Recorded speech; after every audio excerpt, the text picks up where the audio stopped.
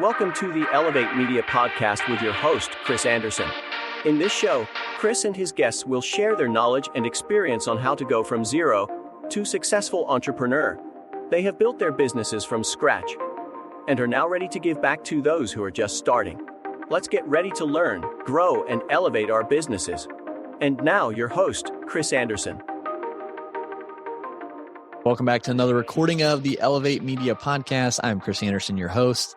And if you've been with us for a while, been over 250 episodes now, and if you've been with us for quite some time, you've seen the progression of the show, where it started, it's Pencil Leadership, how it's progressed into Elevate Media, and my journey as a business owner and entrepreneur and things that we've been through. And it's cool to look back on where we've come from and who have been there along the journey and who have helped us, who have cheered us on. And today's guest is one of those on my journey that early on really stepped in and gave me a lot of great direction, insight, and helped me take that next step when I was trying to figure it all out. And so it's been cool. We've had him on the show before, so I wanted to bring him back just because we both have grown, we've done a lot of great things and we've moved on in life. We've expanded in life. We've done a lot. And he just brings a lot of knowledge, expertise, and just personally what he's been through and how he's grown as an individual. So it's been cool to see as well. So yeah, Jeremy, welcome back to the podcast, now the Elevate Media Podcast, and excited to have you back on, man.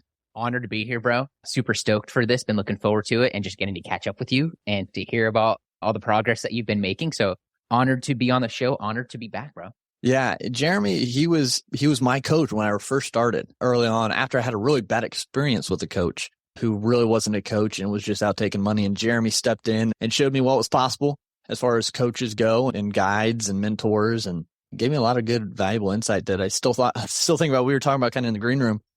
One big thing he had told me when I started was keeping the main thing and keeping focused and not getting lost in the sauce of everything going on. And so something I was just recently thinking about, because we're at Elevate at a point where, like we were talking, we're just an awkward, like teenage stage, I feel like, doing well, but trying to figure out that next step and balancing everything. And my mind went back to just what's the main thing? What do we need to focus on? Let's not add on a whole bunch of extra things that are just going to weigh it down. What are we doing really well? Then what can we maybe add on that partners with that? So again, Jeremy's teaching from 3 years ago, whatever it was, still reflects in what I do today and my thought process, Jeremy. So again, yeah, thanks for everything you've done and being there along the way. I appreciate that. And it's funny how even more true that conversation that we had 3, 4, 5 years ago about keeping the main thing is not only still reigns true today, but even maybe more true for where you're at and where you're up against. When I was last on the show, I believe it was called Pencil Leadership. Like the agency wasn't really the main thing yet, if my memory jogs correct. Yeah, I think I was still trying to figure that all out. Figure out what I wanted to do. I'm glad you mentioned that, because that's what I wanted to chat about, or at least that was what was like really going through in between my ears as you were introducing me right now. Because for your listeners, for anyone who's coming across this show, you may not be in a stage where keeping the main thing is really like the foremost thought that you have right now. Because back when Chris and I had this conversation, he was a completely different person running a completely different business. Yeah. And my advice to him was keep the main thing. Don't spread yourself too thin. Don't be trying too many things. Don't be learning from too many people. But at the same time, what I love about your journey, Chris, is that even then, your main thing, while you had intuition about what might become the main thing, I don't think you were certain or even clear yet that it was the podcast agency and helping people through your own story and your journey. I know you wanted to, but I say all that to say that sometimes the main thing is iterating and changing and developing. Sometimes that's the thing you have to do. When Chris and I linked up initially, he didn't know what his main thing was yet, but that was still my advice, because when you're at that stage, you have to be trying some things, seeing what you like, using your intuition, trusting your skill set, knowing your strengths and leading with them. And then you get yourself in a room where it's, okay, this is the general thing I want to do. I want to serve people with a skill. Maybe it's coaching. There are services that I could do that it's not really my thing right now. But Chris, through you iterating, and your main thing was, I need to get my business to a point of replacing my income. Yeah. I have a kid on the way. That was the conversation at the time. And I don't want to be relying on other people. I want to, what you were expressing to me was, I want to be the man. You were expressing that I want to be the person in my family, the provider, all that I know I'm capable of doing. And I can't do that at my job, which is, for anyone listening, you taking care of your family through a 9-to-5 income or a job is a very worthy thing, an admirable thing to do. But sometimes we get a higher calling, or we know inside of us that we can do more maybe than what our employer is allowing for us to, or an employer-employee situation can allow for in general. And so what I love, Chris, is that you kept the main thing of developing yourself, finding the right mentors, getting around the people that had the thing that you wanted, or at least more clear on the direction and on that path, maybe a step 2 or 3 ahead. And in doing that, you figured out what your thing was. And then you just went and started taking all of your other eggs and putting it in that basket. And Warren Buffett says it in a different way. He says, put all your eggs in one basket and don't take your eyes off of that basket. And what I love now, and I have more on this that I want to share based on where your journey is right now and where you're going at. But I love that you didn't get glued to one thing before it really took off and worked. And you kept your mind open. You kept open to getting to the money through your skill set and through skills that you can develop. And in doing that, you now have a thriving business and partners and big deals coming down the pipeline. And you have clients that are happy and thriving based on all of those things. And I don't think that 5 years ago, that Jeremy and that Chris knew where this was going to end up. But dude, look at what you were able to do by keeping the main thing of your development, of your focus, of generating the revenue and validating. You were able to figure out and piece it together, my man. So I just think that's so cool to circle back to and to see where this has all come. Yeah, no, and I appreciate it. It is a crazy thing to think about. And I continue to follow Jeremy. I still see your stuff. I still try to interact as much as I can when I see it. And that's what you've done. You've kept the main thing. You've iterated and innovated a little bit with what your message. But I was just going back through your information and what you have on your website and what you've been sharing. I'm like, I remember you showing me those things, and it works. And like, you've grown and you've become successful because you've kept that. And you've just honed your skills is how I see it. It's improved. You've gotten better as it. And I think other entrepreneurs, people are starting out bootstrapping. That's a really hard thing. And you hear Alex Hormozy talk about it too. Most people don't succeed because they don't stick with one thing long enough. You know, they jump around. Hey, this isn't working. It's been 5 months. This isn't working. I'm like, okay, it's got to be something else. There needs to be something different. And Elevate's been around, I think, 2 years now. And we're finally at that point where it's okay. How do we expand this a lot faster? But it takes time to get there. If I would have tried to have that thought process even a year ago, I'd be like, okay, hopping ship, but you got to stick with it. And so how do you, when you're talking to someone, what is a good process like to almost like a litmus test of, is this beneficial to my journey, or is this just a shiny object that's going to detract from my growth? That's a great multifaceted question. Yeah. Because each individual is different, has different skill sets and different strengths. So the way I look at it is there are, like, I didn't know this. In 2015, I developed some stomach issues. I had them my whole life, but I basically got down to the bottom of it. And then I had a doctor you sit down for your appointment and she would check my pulse, standard doctor stuff. And then she would check she would adjust her fingers on my wrist. And then she was like, I'm checking the pulse of your liver. I'm checking the pulse of your spleen. Whoa, what's going on there? What's going on with your pancreas? So I'm like, whoa, wait. I'm like, my heart pulses. I'm like, what do you mean? She's like, in Chinese medicine, you can feel the pulses of your organs. They're all different. And here's how you do it and yada. And she was always on point with her quick reads in the very beginning of appointments. And I say that to say this, is that in business, as a business coach, I almost use that same kind of multiple litmus tests in order to then find. So if someone comes to me and they've been coaching or providing services or providing information and education online for a certain amount of time, one of the first litmus tests, it's almost like the heart, is going to be one of two things. It's where's revenue at? Those are for coaches who are typically going to fall below a $15,000 a month mark. The other one is what's your battery and your energy at in the business? Like, how are you feeling in the business? Is it giving you energy? Are you exhausted? Is it too much? Is it too little, et cetera? That's one of the first ones that I'm trying to get a read on in that prospecting journey is what's their battery level at? And then what's their bank level at? The next ones are like, what are your skill sets? Another one that was the first thing that came to mind when you cracked this egg open a second ago was, what's the state of the world right now? Yeah. And before, as we were chatting, as we were getting set up for this interview, we were talking about how the decisions we made in the past and where they lead us to. And you never know looking forward where things are going to end up. You only know looking back. But there is where the world is at in the economy, I think whether you're aware of it or not, listening on the other end, it impacts the decisions you're able to make. Yeah. So I know, Chris, right now, you've mentioned a couple times that your business is at this weird stage, maybe like teenage stage, where you're like, the body isn't in equilibrium yet. It's almost like looking at a dog growing. Their paws get real big and they're super awkward, don't know their size, and then they grow into them. And there's this constant push here, specifically in America. And I think this Western ideology has now also become a part of the world, right? Is wanting more, chasing more. What's the next thing? And I say all that to say that sometimes people will come to me and they want to know what that next thing is. I think that right now, if you're a business owner and your revenue is consistent, I would like to see you above 10K a month minimum at that consistency. But right now is a great time to be optimizing your business so that you have more take-home cash. Inflation's through the roof. Our treasury's printing money and giving it away without asking us, the people who are going to end up paying for it, what's going to happen with it. You have these corporations who had a tough pandemic. I think everyone did. But now look on the back end where they're all at. Oil industry has had its biggest years ever. Take home. The big corporations and their investors are having their biggest profits take home because they're ahead of the inflation. They're charging way more than the accounting of inflation, and we're all gladly paying for it. So it becomes this endless race. So I say that to say that sometimes the best thing that you can do in your business is love it and appreciate it. I'm not giving this advice to you specifically, Chris, but maybe this plays into a part of that decision-making process because you know what's best for you better than I do.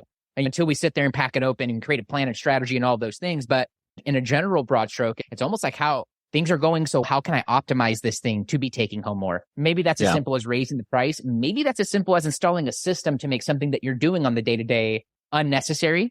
And so that you don't have to spend that time doing. With the continuous advent and adoption of artificial intelligence, all of these new tools, for the first time in my life, I can feel the young kids having an advantage over me. When I say young, I'm like under 10. My godson, he's 9-10 years old. He already has VR. I'm over here giddy and excited for the Apple Vision Pro that's coming out. But this dude's already living that life. It's crazy. This dude is already living the life of me and my sister are his godparents. So we're like, hey, Guardians of the Galaxy 3 came out. Do you want to go watch it? And he's like, nah. He like doesn't really excite him. And he's like, what's he going to do instead? He's going to be on the VR playing with his friends and his cousins across the US and across the world. Like that, to me, having a cell phone wasn't even normal when I was that age, let alone my parents even having a cell phone when in that day and time, 1999. And so I would say that there is a time for more. There also, if that is the case, then the other truth is that there's also time for less. I don't think that we're in either of those stages right now as entrepreneurs, given the state of the world. I think that for the majority, you're consistent above 10K, you're loving your business and you want a future in it of how do you optimize what you're doing and where you're going right now so that with the same amount of energy it takes, you're either taking home more or it's taking you way less time to make more. So I'm just here to add the argument in and the counterbalance of where's the argument for less for everyone listening? Where's the argument for like deep optimization? And sometimes that is removal. Sometimes that is adding things on. But just my 2 cents in where we're at in the state of the world politically, financially, culturally, and with this new technology and things moving faster than ever. Like the world 5 years from now is going to be different with all the technology we see rolling out right now. It's going to be completely different. The conversation in 72 months is going to be, do I buy a Mac or do I buy the Apple Pro goggles for university? What's going to happen to the workplace when all those people then enter? So who knows? But the world is rapidly changing. And I'm an advocate right now for anyone listening to this to be building your war chest financially. And because we're going to be facing some weird times as a country. And we're going to be facing some weird times as the world coming up. But if you can be the mofo right now who starts to build the war chest and in optimism of the world becoming better and more financially stable for here in the States and the world at large, if you can continue to be that person that's building the war chest financially, you will be in your family, your colleagues, your companies and businesses will be in a different place 10, 20 years from now. Yeah. Yeah. It's crazy. The choices we make now resonate in the future. And so you've really got to be mindful of everything going on and not just emotionally respond and choose. That's a big thing in it. And I've learned, and it's something I learned the hard way back in the day. And today we deal with those. I think student loan debt is one big one I think of back when I went to college. If I would have had the knowledge that I have now, that would have probably been different. And we wouldn't have that student debt that you're paying on, it is what it is. But it's like, you've got to think of things 10 years in the future. What's that going to look like? And it's the same with business and entrepreneurship. If I get this business loan, if I use that credit card, if I try to do 3 different courses or 3, whatever it is, how's that going to work? How's my time going to look? How's my relationships going to look in the future? How's my bank account going to look? And so, yeah, I think making those choices with the future in mind as well is super crucial going forward. 100%. And so it's like, and it's again, back to where we're at now with Elevate, it's like we want to add certain things on, but let's just keep going a little bit farther, just focusing on what we've been doing good until we can kind of get to that next level. The 25K a month probably is what we're looking at until we really start to open up into new things. But I guess for what we've done is we've been able to open up to doing multiple episodes per week. That was something that we finally were able to add on, because their bandwidth was there. I was able to bring on more people on the team to help do things. So it allowed me to record more. Yeah, I guess you got to take it in stride and in steps, right? You're not going to just add everything all at once, but baby steps can help.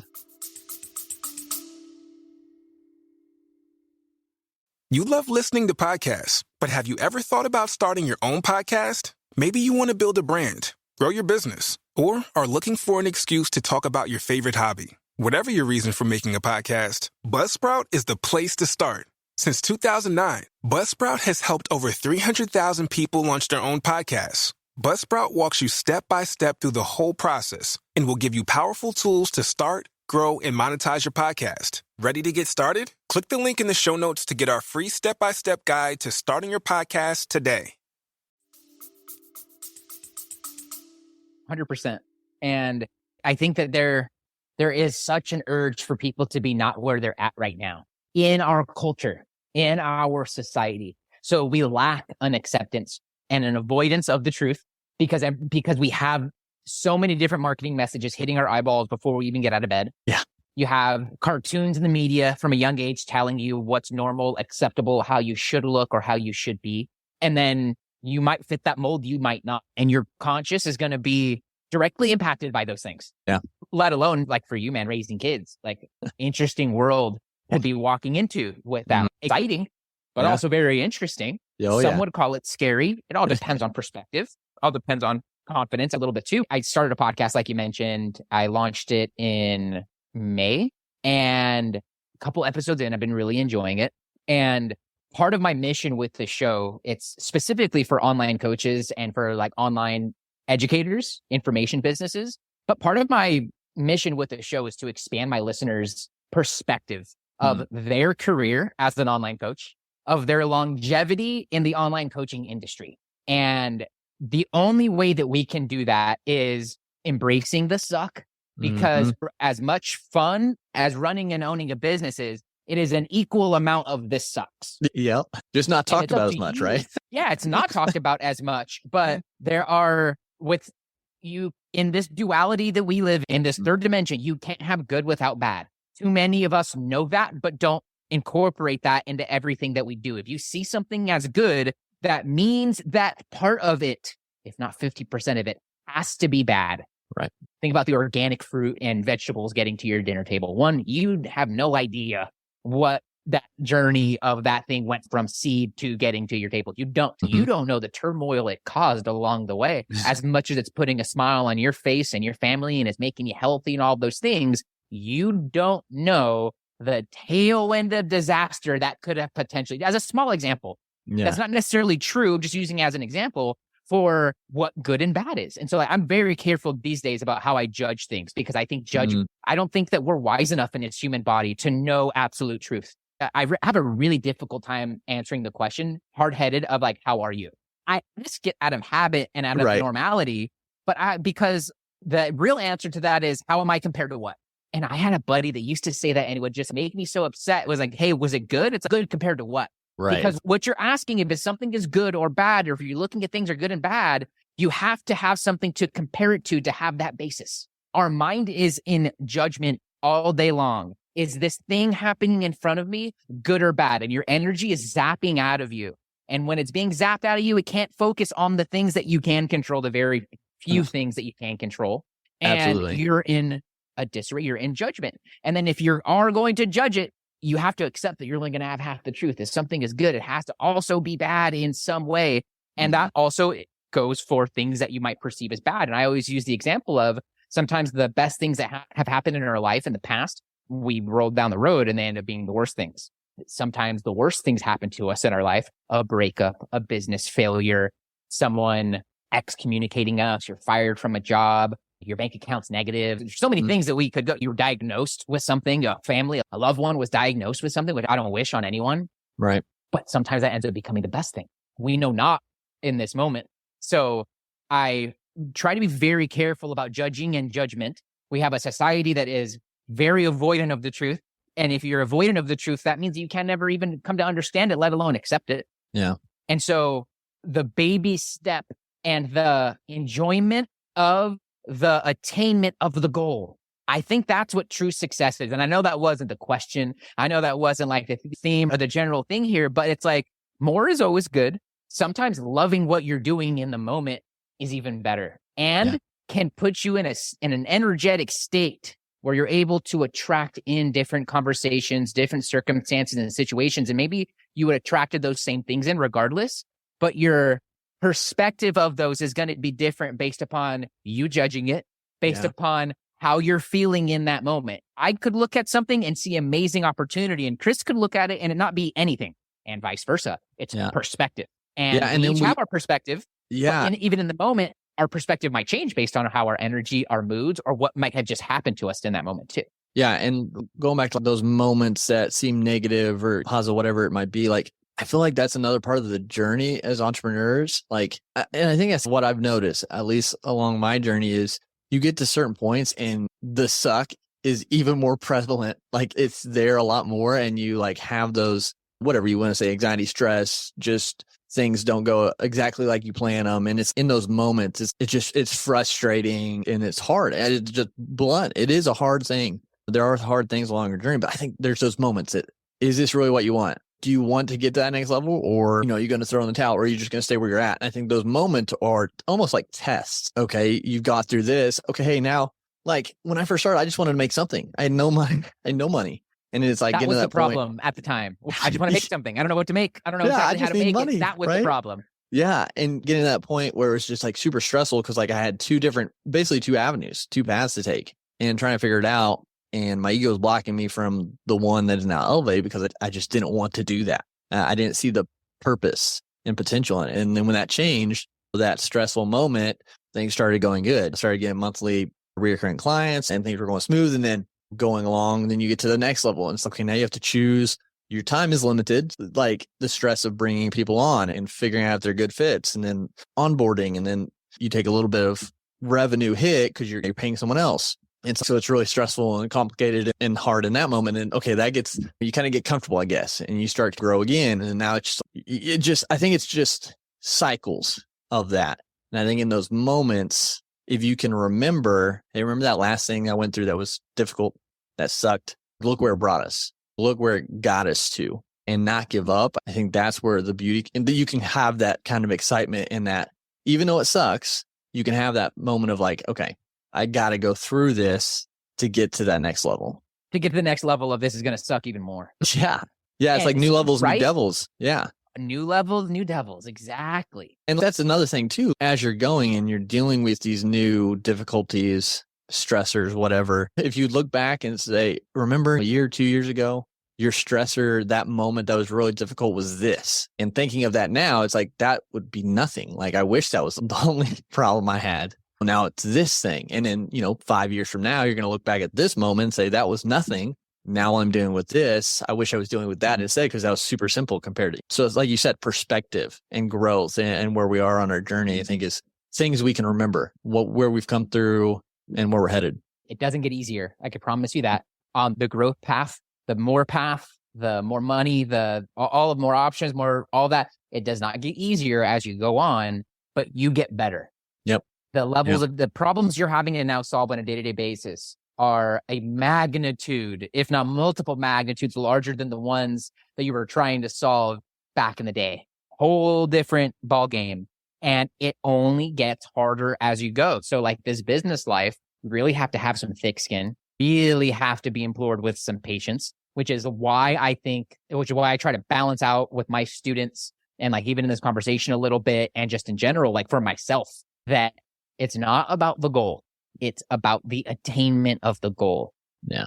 For every goal you set out, there's 3 that you're not going to accomplish. If you can find a way to enjoy and love the process, the day-to-day, the solving the problems, the navigating the problems, the how are we going to figure out this, that's the real key to success. How can you handle failure is the real key to success. And as entrepreneurs, Chris and I know, and you listening to this right now probably know, every day is riddled with micro and mini and sometimes medium to large, extra large type failures along the way. We don't have enough time to go into all the ones that Chris and I have experienced here on this episode, but that's the reality. And you have to get good at every good athlete. Michael Jordan didn't get like all-star at basketball until midway through college. Like he got cut from the high school team, didn't even make it, was like a walk-on, if my memory jogs correct, and then goes on to become the greatest player that no one has even touched yet. Yeah. There are greats right now. 100%. None of them have lived up to what Michael Jordan did when he did it. Yeah. Yeah. I use this analogy a lot. Sorry, go ahead. No, go ahead. Yeah, use it. To sum up where you left off right before I started chatting was in business and in life, you can imagine it as like yourself on a boat. Some of us are on a canoe. Some of us are on a door floating. Some of us are on a yacht. No matter what, all of us have alligators swarming us. The yacht maybe doesn't really have to care about many of the alligators, but there get too many of them. You got to start taking some action. If you're on a door or a canoe, so to say, a smaller ship, you have to be firing at those alligators and killing those closest ones to you. And there's the perspective of like downstream problems. You got to get really good at killing alligators if you want to get good at business or get good at anything worthy in your life. And I think the ultimate mindset of that alligator killer, so to say, or the problem solver, the person who is like navigating it, who is the ambitious human, you have to be hoping and praying for and preparing for bigger problems. Yeah. Yeah. Because if you're always, if you don't progress, if the problems aren't getting bigger, then you aren't really progressing. It's just, you're stagnant. You're not really being challenged. You're not really of increase. You have to be the real entrepreneur, business person, the real person who's successful in their career at a sport knows that the bigger the problems, the bigger the pay. The bigger the problems, the bigger the lessons learned on the other side. The bigger the problems, the bigger the successes. The bigger the problems, the longer you're known. So it really all becomes about hoping for, praying for, preparing for, dealing with and navigating through, at the end of the day, bigger and bigger problems. That's the name of the game.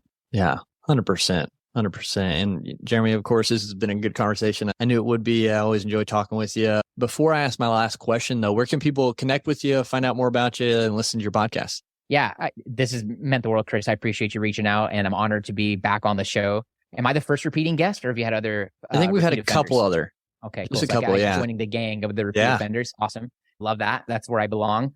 Real quick before I plug my own stuff, which thank you for being so gracious there. I have a book recommendation for you and for anyone trying to figure out, like, what do you do next in your business? What do you do next in your life? And that is a book by the one and only Mike Malowitz. Okay. Author of Profit First, Surge, Toilet Paper Entrepreneur. His latest one, I'm a big fan of him, as you can see. His latest one was, I think it was Get Different. Yeah, Get Different, which is such a fun one to read. The one I want to recommend for you and for anyone else navigating and trying to figure out what do I tack on next to my business, to my career, my life, my whatever it is. It's called Fix This Next. Fix This Next. Okay. And it's a framework for, what's that right next step? What do you do? And he helps you go into your past, go into the things. And he's also a really funny storyteller. So I'd implore you to get it on audiobook and you can listen when you're getting your steps or taking the kids out for a walk, doing the dishes, whatever your dad duties are. This has been great, bro. Thanks so much for having me on. You can find me anywhere, social media at What Up Jeremy. You can also go to whatupjeremy.com to see everything I have for you. If you're listening to this show and you made it all the way through the end, send me a DM on Instagram And just let me know that you came from the show. I'd love to say hi. I would love to hear what stood out to you most, what was valuable, what was the thing that you maybe needed to be, because you're a smart person. You're in Chris's world. You're listening to this. There probably wasn't anything new you heard, but there was probably a reminder or two that really stood out to you. So what was that idea, the thing you needed to hear? What was that reminder from today's episode? I would love to know, would love to connect with you as well. So shoot me a DM over on Instagram, and you can find me anywhere at whatupjeremy or whatupjeremy.com. Awesome. Cool. Yeah, definitely everyone make sure you get connected with Jeremy. He puts out great stuff. And again, like I said, he was there early on in my journey. It really helped me get good direction going. I appreciate everything he's done and everything he does. Again, another reason I brought him back on, and I'm sure he'll be on again in the future. Maybe the first person to be on 3 times. We could do that. Hey, I haven't had any guests on too. So maybe down the road, we can think about what that might look like. And if you like podcasts, search me up in Apple Podcasts, client by client. If you're an online coach or have an online education business, you might like it. Yeah, absolutely, guys. Get connected to his podcast too and listen to all the great stuff he puts out there. Jeremy, last question though. If you could go back 10 years, we'll say 10, and talk to younger Jeremy. Obviously, we don't want to change the future because where we're at, that's our process. That's where we're at. But would you give any encouragement, motivation, or would you say anything as a nugget that young Jeremy could take going forward? Yeah, I would reaffirm the path that he is on. I would revalidate the path that he is on and implore him to continue on that regardless of the circumstances and to stay true to that. And I think that's also the advice that I would probably give myself today. Yeah. It's just to stay true to what you're doing, stay true to your skill sets, what you're passionate about, what gives you energy, what you love. Stay doing what you're doing. The small details in the day-to-day will figure itself out. You just have to continue showing up and putting one foot in front of the other with the expectation that great things are already happening in here, even if you can't see or feel them, just to stay in that. And in doing that, that too will come to pass. Awesome. I love it. I think that's great advice, great guidance. And I think, we can all take that no matter where we're at on our journey. So again, Jeremy, appreciate you so much for being on, sharing, and to look forward to having the next conversation with you. Appreciate you, Chris. Thanks so much for having me back on. And thank you guys so much for listening. Thank you for listening to the Elevate Media Podcast. Don't forget to subscribe and leave a review. See you in the next episode.